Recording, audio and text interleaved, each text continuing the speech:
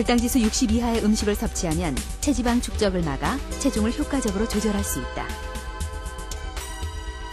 단, 치킨처럼 칼로리가 높은 음식은 야식으로 적합지 않다. 우리가 설탕을 먹을 경우 굉장히 빠른 혈당 상승을 가져오게 되는데 혈당이 빠른 상승이 오게 되면은 그 때문에 혈중에 인슐린이 올라가게 되고 뒤이어서 체지방 축적과 여러 가지 질병 유발을 하게 된다는 것입니다. 예를 들면 당뇨병이나 고혈압, 고지혈증 같은 것도 결국은 이러한 빠른 혈당 상승을 가져오는 음식 때문에 온다는 것이죠.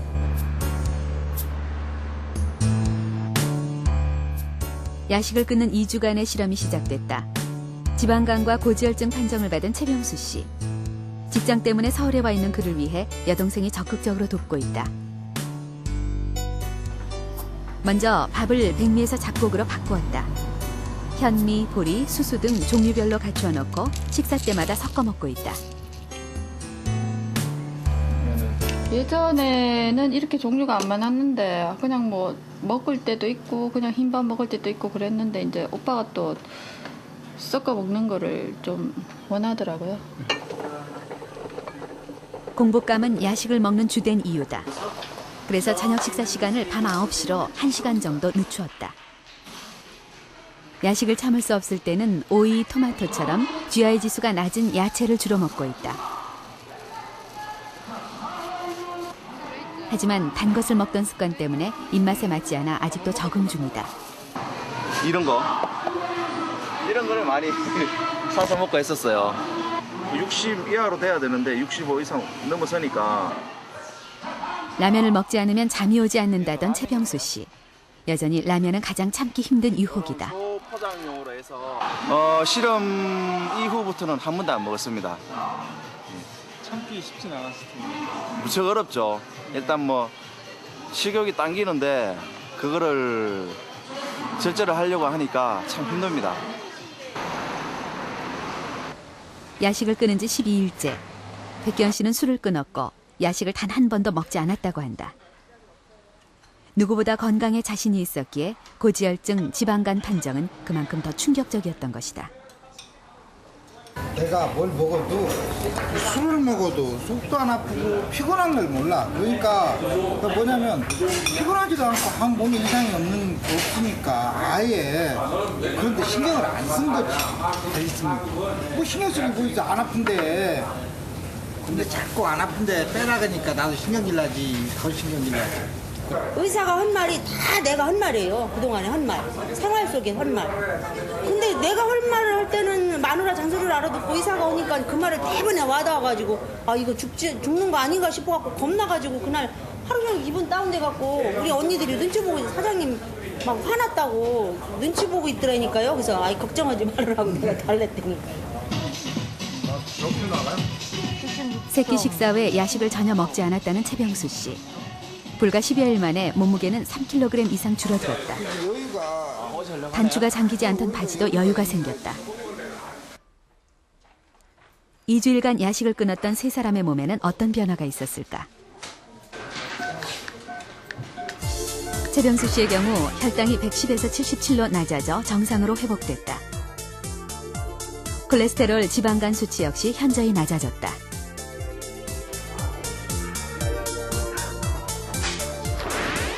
과체중이었던 강성숙 씨. 체중과 체지방이 모두 감소됐다. 가장 놀라운 변화를 보인 것은 백귀현 씨. 2주 만에 내장 지방이 무려 40%나 감소한 것으로 나타났다. 뿐만 아니라 콜레스테롤과 지방간 수치가 정상으로 회복돼 고지혈증과 지방간이 완치됐다. 소감 없어요. 내 몸 내가 좋아졌는데 뭐 소감이요. 좋죠. 다른 건 없고. 내가 아까 그 그림 봤는데 너무 내 몸이 변화가 많이 와서 진짜 내 몸 아닌 줄 알았어요. 경우 이제 야식을 하고 폭식을 하는 그런 식습관을 교정을 함으로써 2주 만에 지방간과 고지혈증이 완치가 됐고 이 때문에 지금까지 가지고 있던 그 동맥경화나 심장병, 중풍의 위험 요인이 극적으로 감소됐다고 말할 수가 있겠죠. 즉 이번에 식사 조절, 그러니까 식습관의 개선을 통해서 이런 동맥경화의 위험을 크게 낮추었다고 말할 수 있습니다.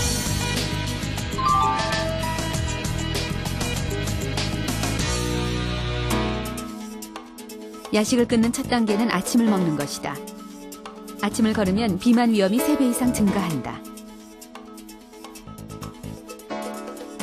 밤에 먹는 야식은 비만의 주범이다. 적어도 잠들기 4시간 전부터는 음식을 먹지 않는 것이 좋다. 멜라토닌 분비는 새벽 3시, 최고조에 이른다. 늦어도 12시 전에 잠자리에 드는 것이 좋다. 불가피하게 야식을 먹을 경우 야채를 먹는 것이 체중 조절에 도움이 된다. 야식에 유혹이 있을 때 따뜻한 물이나 차를 천천히 마시거나 평소보다 긴 시간 목욕을 하는 것이 좋다.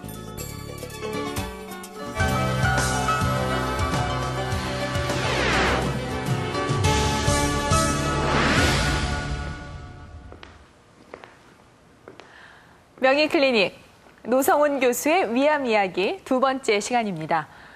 의료과학이 발달한 지금도 암을 진단하고 확인하는 최선의 방법은 바로 육안으로 보는 것이라고 합니다. 특히 위암은 다른 장기에 비해서 비교적 쉽게 눈으로 확인할 수 있는데요.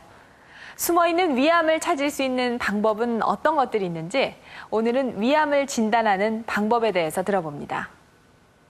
네, 세브란스 병원 외과의 노성훈 교수입니다.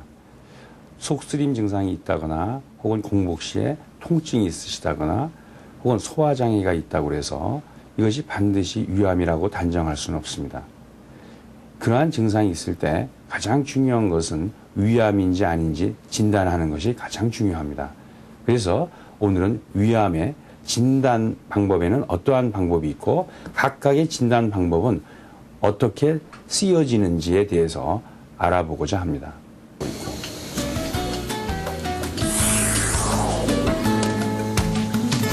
편안하게 하고 계세요. 위 내부로 이제 들어가서 위를 지금 보고 있고 위 안에 이제 위액이 있으면 위액을 이제 석션이라고 하는 걸로 이제 빨아내면서 이제 자세하게 이제 들여다보죠. 지금 보면 저 위궤양이 이제 여기 위에 위궤양이 이제 큰 궤양이 있네요. 지금 부위는 어디죠? 12장 9부의 전벽입니다. 12장 9부? 네. 듀오데널 벌브. 그럼 조금 얘기가 달라지네. 그 위가 아니네.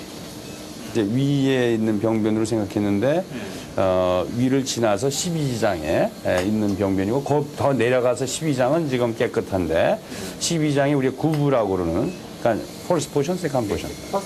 first portion. 그래서 위에서 12장으로 바로 넘어가자마자 12장에 우리가 근위부에 상당히 큰 궤양이 보이고 있죠. 상당히 많이 크게 헐고 이제 이런 병변이 지금 12장에 보이고 있습니다. 그래서 요거는 위암이 아니고 12지장 암이라고 얘기할 수 있습니다. 제일 중요한 것은 이런 그 궤양이 양성 궤양이냐 악성 궤양이냐 하는 것을 감별하는 게 중요하겠죠. 그래서 육안적으로 봐서는 악성으로 보이는데 그래도 우리가 확진을 할 수 있는 것은 조직 검사를 해서 그 조직 검사를 현미경으로 검사하는 소위 세포가 나쁜 세포, 암세포가 있는지 없는지를 확인하는 절차가 필요합니다. 그래서 이 내시경의 장점은 육안적으로 판단을 하고 또 위치가 어느 위치인지 정확하게 판단할 수 있고 그리고 암세포가 있는지 없는지를 확인하기 때문에 위암의 진단에 있어서 가장 중요한 진단법이라고 할 수 있습니다.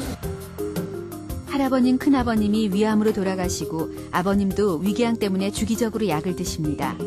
제가 잘못된다면 틀림없이 위에서 문제가 생길 것 같아 불안합니다. 그런데 위암 진단은 반드시 내시경에만 의존해야 하는지 궁금합니다. 위암의 진단 방법으로는 위조영술이나 위내시경, 기타 다른 엑스레이 방법들이 있지만 가장 필수적이고 중요한 검사는 내시경 검사입니다. 내시경 검사로 육안적으로 위암의 여부를 육안적으로 볼 수 있을 뿐더러 조직 검사를 통해 위암세포를 확인할 수 있기 때문에 위암을 확진하는 가장 좋은 진단 방법은 내시경이라고 할 수 있습니다. 그러나 내시경을 했다고 해서 100% 진단되는 건 아닙니다. 내시경을 했음에도 여러 번 했음에도 불구하고 진단이 안 되는 수가 있죠. 내시경의 진단하는 확률은 95% 이상으로 얘기를 합니다. 그러나 아주 소수의 경우에 여러 번의 내시경을 했음에도 불구하고 위암 진단이 안 되는 경우가 있는데